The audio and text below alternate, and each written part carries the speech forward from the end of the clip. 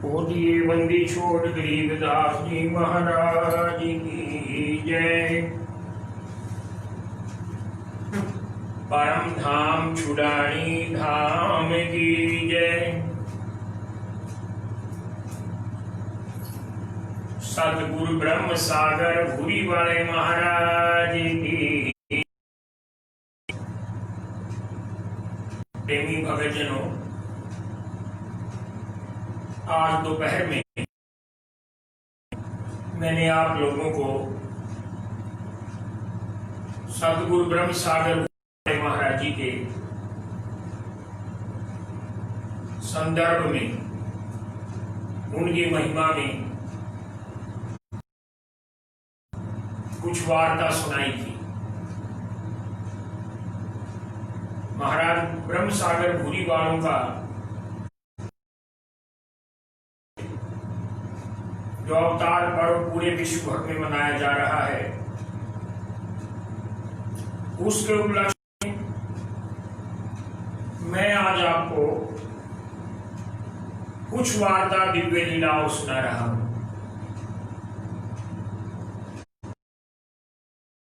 सुनाया था कि महाराज ब्रह्म सागर भूरी वाले 158 साल पहले पंजाब प्रांत के जिला रोपड़ में आनंदपुर साहिब के पास श्री रामपुर धाम में प्रकट हुए। गरीबदास साहिब की साक्षात ज्योत बचपन से ही दिव्य लीला दिखानी शुरू कर दी।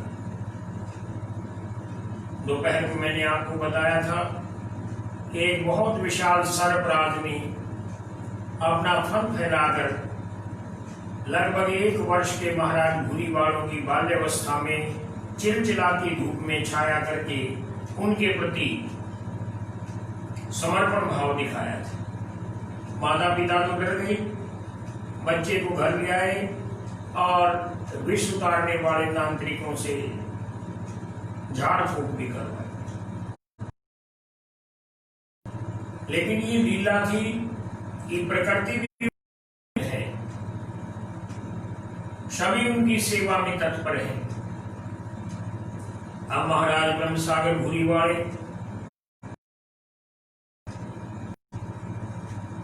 में बैठ जाते और अपने जो साथ गए हुए बाल गोपाल थे उनको बड़ी अच्छी बातें बताते। बाल सुलभ बात भी और ज्ञान भी, ये ऐसी बातें इसको कहां से पता लगती। और महाराज जी शाम को अपनी गायों को हाँक कर घर में ले आते। कई बार देर हो जाती तो जहां पर गाय बांधी जाती हैं थानों में, उन दिनों आजकल की जैसी लाइट की, इन्वर्टर की व्यवस्था तो होती नहीं थी। दीपक जलाकर, लालटेन जलाकर ही रोशनी। खुद उनके पिताजी को ये बात अचंभित करने वाली थी। और ऊपर से गांव में चर्चा थी कि वीरू नाम का बालक तो परमात्मा की ही बात बोलता रहता है, कई घंटे सिद्ध आसन में बैठता है और गांव के अन्य कार्यों में उनकी कोई कहीं तेरा सुपुत्र जो है परिवार से, गृहस्थ आश्रम से उपराम ना हो जाए तो इसकी शादी कर। बालक गंगाराम ने बहुत मना किया, लेकिन माता पिता नहीं माने। वहीं पड़ोस के गांव कुछ किलोमीटर की दूरी पर है उदरवाड़ गांव। वहां एक अच्छी कन्या देखकर और रीति सागर भूरी वालों के साथ केवल विवाह का संबंध स्थापित होने से ही वो सौभाग्यशाली कन्या जो थी वो मुक्ति को प्राप्त हुई। अब महाराज भूरी वालों के पिता दोबारा से शादी करने की बात करने का। महाराज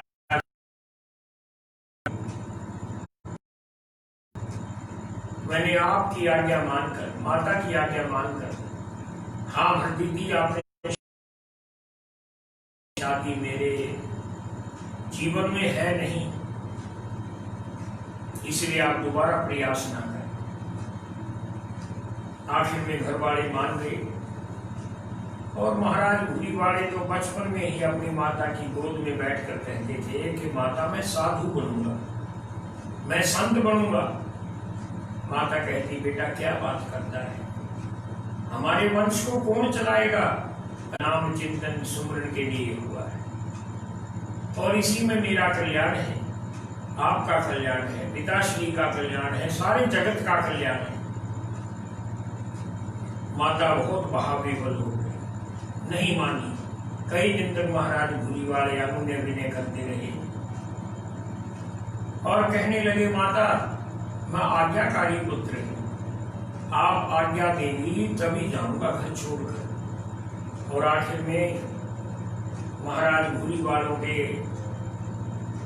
विचार को देखकर माता ने अपने इकलौते पुत्र को सिर पर हाथ रखकर आशीर्वाद दे दिया, जा बेटा तेरा भला, तू जगत का भला करे। और पिता से भी आज्ञा चरणों में लेटकर सागर भूरीवाले रोपड़ जिले में, क्योंकि वहां पर नदी है, नहरें हैं, उसके किनारे चलते चलते कुछ दूरी पर गए तो उन दिनों वहां पर एक गरीबदासीय परंपरा के संत थे स्वामी दयानंद जी, जो कि गरीबदासीय संत के ही शिष्य का बहुत से बड़े बड़े आध्यात्मिक ग्रंथों का अध्ययन किया। स्वामी सर्वानंद प्रज्ञाचक्षु ने बहुत लोगों को ज्ञान दिया है, शास्त्र पढ़ाए, लेकिन ये देखकर वो भी हैरान थे और स्वामी दयानंद जी भी हैरान थे कि एक नौजवान लड़का जो हम बताते हैं तुरंत ही उसको धारण करके सुना, क्योंकि जो अवतारी पुरुष होते हैं तो सब कुछ ज्ञान स्वतः ही होता है। केवल मर्यादा निभाने के लिए तक महाराज भूरीवाले विद्याध्ययन भी करते रहे, मंडलियों में भी घूमते रहे और फिर एक दिन गुरुदेव की आज्ञा से उत्तराखंड के जंगलों में आत्मचिंतन के लिए चले गए। वहां घने जंगल में, वन में, वृक्ष के नीचे, मिट्टी में, पहाड़ों की कंदराओं में, वहां बड़े बड़े जीव जंतु पुंज दिखाई दिया और एक आकाशवाणी हुई कि हे महात्मा, अब तुम नीचे उतरकर मैदानी क्षेत्रों में जीव कल्याण करो, अपने ज्ञान का परिचय दो और अपने ज्ञान से, अपनी सिद्धियों से साधु है। लेकिन उसके मन में एक दूसरा ख्याल भी आ गया, कहने लगी, सोचने लगी कि हो ना हो ये कोई चोर हो, दिन में भिक्षा के कारण आता हो, बहाने से कि घर को देख लूं घर में क्या क्या सामान है, और रात्रि के समय चोरी ना कर। ऐसा विचार उसके मन में आया और उसने महाराज भूरीवालों को निरंतर लगातार गालियां देनी शुरू कर दी। लेकिन महाराज भूरीवाले तो इस द्वंद्व की स्थिति से, मान की स्थिति से बहुत ऊपर थे। बुरा नहीं माना, अगले दिन फिर आए, तीसरे दिन फिर आए, चौथे दिन फिर आए, खाली हाथ लौट जाते, गालियां सुन लेते लेकिन प्रतिवाद नहीं करते। अब आखिर में एक दिन उस वृद्ध माता को बहुत दया आई, हाथ में रोटी लेकर आई, सिर पर हाथ रख दिया कि बेटा तू बहुत संयमी पुरुष है, विवेकी पुरुष है, मेरी इतनी गालियां सुनकर भी तेरे चेहरे पर कभी शिकन नहीं आई, परमात्मा तेरे साथ है। ले मैं अपने हाथ से रोटी बनाकर लाई हूं और सबका कल्याण कर। फिर माता कहने लगी, बेटा मैंने बहुत जीवन देखा है, माता के लिए पुत्र से बढ़कर कुछ नहीं है। मैं देख रही हूं तुम नौजवान हो, सन्यासी बन गए हो, तुमने घर छोड़ा है। तुम्हारी माता का क्या हाल होगा, कभी इस बारे में विचार किया? कहीं ऐसा ना हो कि तुम्हारे वियोग में रो रो कर वो पागल हो गई हो, अंधी हो गई हो। मैं तुम्हारे को एक निवेदन करती हूँ कि माता पिता बहुत बड़े देव होते हैं, एक बार तुम जाकर अपनी माता का दर्शन जरूर कर। उस वृद्ध माता की महाराज भूरीवाला अनुकूल लगी बात। महाराज भूरीवाला करीब 10 वर्ष बीत गए थे। अपने गांव को रामपुर धाम को पहुंचे। जिस समय महाराज भूरीवालों का अवतार हुआ था 1862, उस समय उनके पिता की आर्थिक स्थिति बहुत अच्छी, बहुत गरीब इलाका था, पहाड़ी क्षेत्र था। उसकी माता भोली देवी रोती रही, तड़पती रही, वियोग करती रही और आखिर में अंधी हो गई। और कोई भी साधु सन्यासी अलग जगाता है, हरि नारायण बोलता है, किसी भी पंथ का कोई भी संत आता है तो सबको रोकती है इशारे से, दिखता तो है नहीं, और कहती है कि बाबा जी, हे महाराज जी, हे संत जी, कहीं मेरा गंगा राम दिखाई पड़े तो उसको बोलना तेरी माता याद करती है। अब महाराज भूरीवाले कहने लगे, मेरी बताया नहीं कि मैं गंगा राम हूं, मन ही मन में विचार करते। पड़ोसी में से पूछा कि ये लोग कहाँ गए? पड़ोसी ने बताया गंगा राम का पिता वीरूराम वृद्ध हो गया है, तो भोली देवी को खेत में साथ ले जाता है। खेत के समीप कहीं मेड़ के ऊपर, कहीं झाड़ियों के पास, कहीं किनारे पर बैठाकर और थोड़ा बहुत काम अपने हाथों से करता है।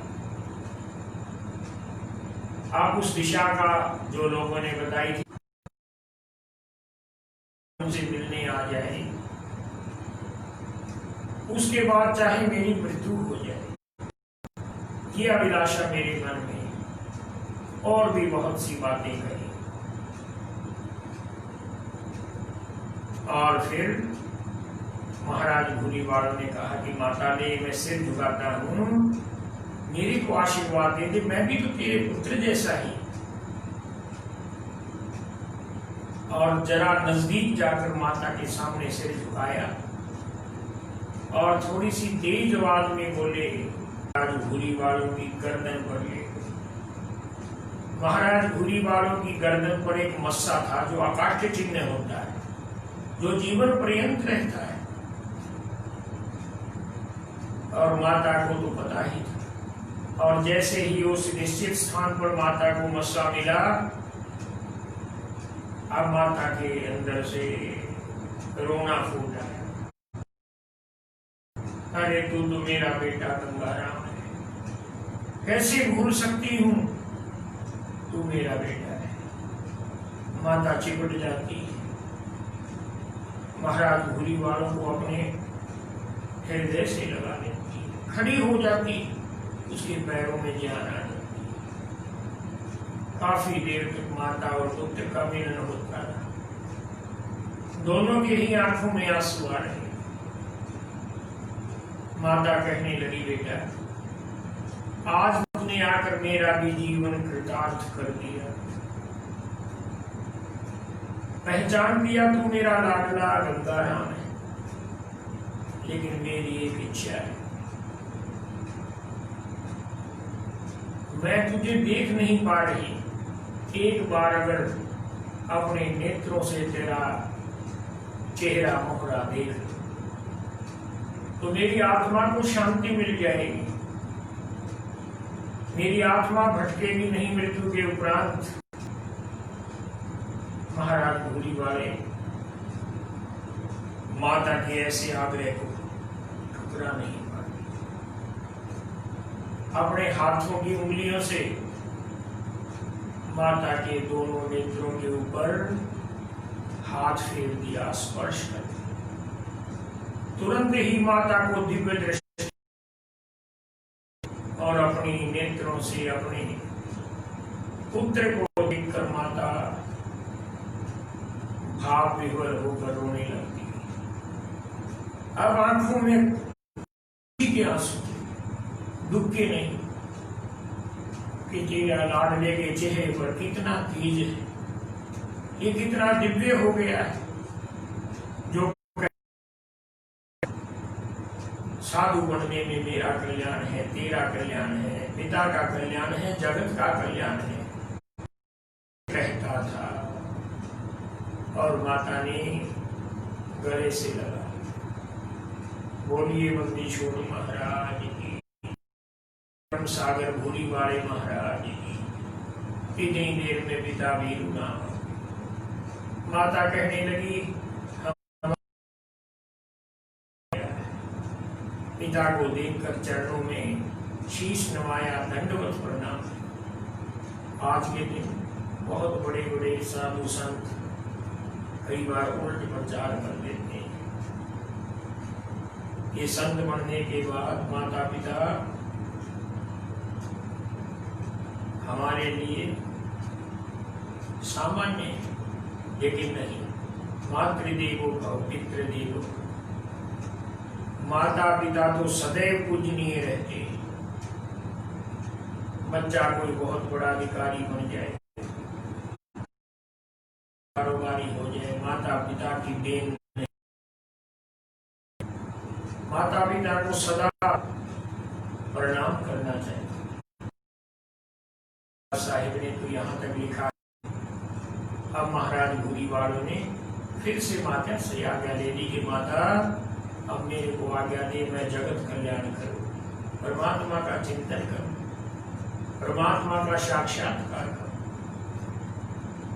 फिर महाराज भूरी वाले गांव के अंदर वापस आ गए। तब तक चर्चा फैल चुकी थी कि भोली देवी का लड़का, बीरूराम का लड़का गंगाराम संत बनने के बाद, लेकिन हम कैसे माने तू साधु है, तूने कोई सिद्धि प्राप्त की है, तुझे कोई ताकत मिली, कहीं तो हम लोगों को धोखा तो नहीं दे रहा है। और उल जलूल बातें करने लगे। अगर तेरे अंदर कोई सिद्धि है तो हमारे को दिखला, तब हम मानेंगे।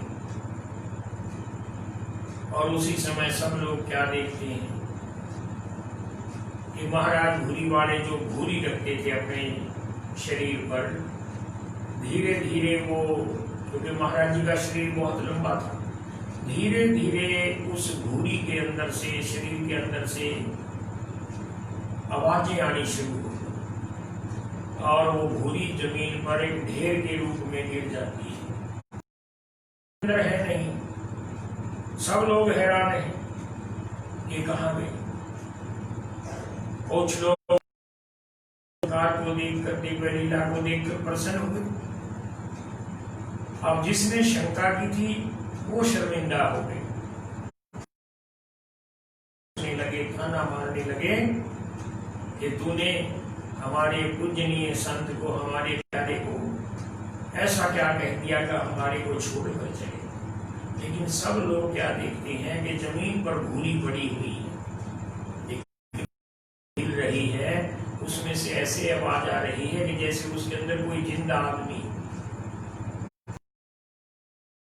पड़ी हुई, कोई उसके अंदर आकार नहीं दिखाई दे रहा। सब लोग हे गंगाराम, हे महाराज जी, हे संत जी, क्योंकि तब तक लोग परिचित नहीं थे, कहने लगे हम सब की गलती क्षमा। तुरंत महाराज भूरी वाले प्रकट हो गए। वही दिव्य नूरानी चेहरा, पुरुष शरीर उनके सामने खड़ा है, हंस रहे हैं, मुस्कुरा रहे हैं, आशीर्वाद दे रहे। जनों, आप लोग समझे ना समझे हैं मुझे नहीं पता, लेकिन मैं बता रहा।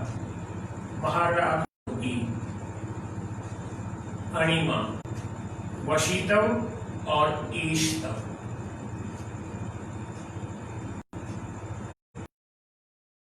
सिद्धि होती है अपने शरीर को सूक्ष्म से भी सूक्ष्म बना लेना, अणु के समान बना लेना। महिमा होती है अपने शरीर को विराटतम बना लेना। लघिमा होती है अपने शरीर को हल्के से हल्का बना लेना। गरिमा होती है अपने शरीर को भारी बना लेना। प्राप्ति होती है